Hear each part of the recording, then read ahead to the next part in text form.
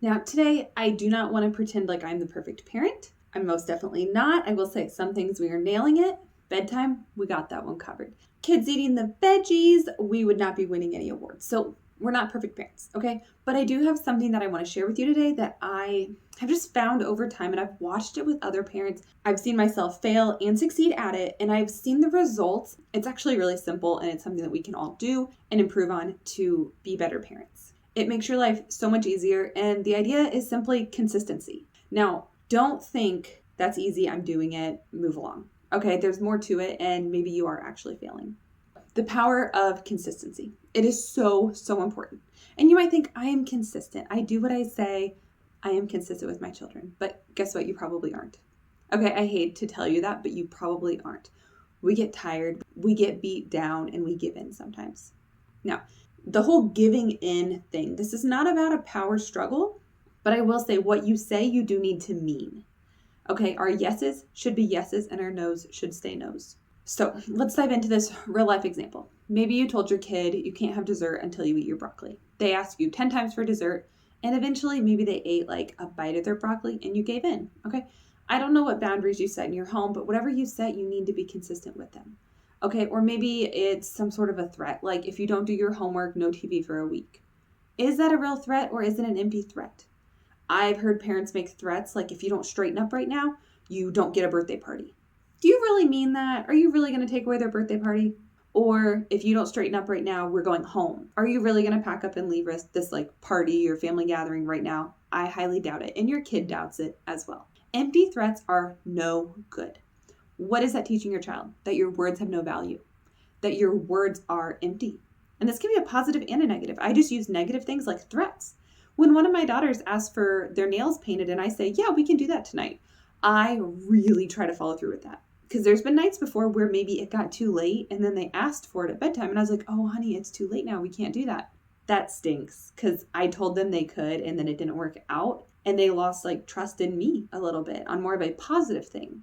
So trust goes both ways. It goes with the negative punishments or threats, but it also goes with the positives of yeses and promises and fulfilling those promises. It is so important to follow through with our words because our words build trust with our children. So consistency equals trust, whether it's negative or positive. Why is this important? Well, obviously I want my kids to trust me. I want to be their safe place. I want in this crazy world them to absolutely trust me, no matter what I say, whether it's you're grounded or whether it's we're going to the park. I want them to truly believe and trust me. I should be their person for that. No should mean no and yes should mean yes. Now, one thing that I do think is important with that is sometimes you need to pause. Okay, because there has been times where my kids asked for something and my gut was to say no. And that's just me being like, I don't know, just say like a clean person, like, oh, they want to paint. And I'm like, no, not right now, because really I'm not in the mood to deal with paint. But instead I think about it and I'm like, I guess we could paint right now, really. I'm trying to give more yeses, but I still want to follow through with this consistency philosophy. So what I'm doing instead of saying no and then changing my mind and saying yes, because I don't like doing that, is pause and actually think about it. And think about, this sounds kind of crazy, but think about if they whine. If they say, please, are you going to give in? Because if you're going to give in when they whine, you should just say yes from the beginning. Because I don't like whining and I don't want whining to be how they win on getting something or getting you to change your answer. Okay. Are you going to stand firm in your decision? Okay. So during that pause, think about that. And think about if it does matter or not. Like, okay, they want to paint. Who am I to stop them? We can go paint. It's not that big of a deal. So instead of saying no and change it to a yes, start out with that yes. If that is the scenario that a yes is appropriate. Okay, now I touched on whining a little bit there. Building this trust prevents so much whining because they will learn over time that when you said no, you meant no. And when you said yes, you meant yes. But if they whine and they get what they want, you give in, they learn that whining works. So guess what? You're going to hear whining every day, multiple times a day, because you're reinforcing it. Okay, and I know this is such a simple concept, and parents are like, yeah, I know that, but do you do it? Okay, are your yeses yeses and are your no's no's? Really think about it. How often do you go, yeah, I gave in on that? And I'm not saying you can just always be rock hard and never give in, but if you're giving in all the time, you're not having a good trust relationship with your child. And it is so great to establish this trust for multiple reasons, okay? Building this trust is predictability.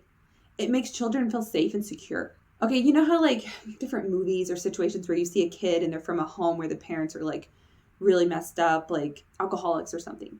You can tell those kids have so much anxiety and they're on edge and they're just like, is tonight the night they, whichever parent, is going to blow up on me?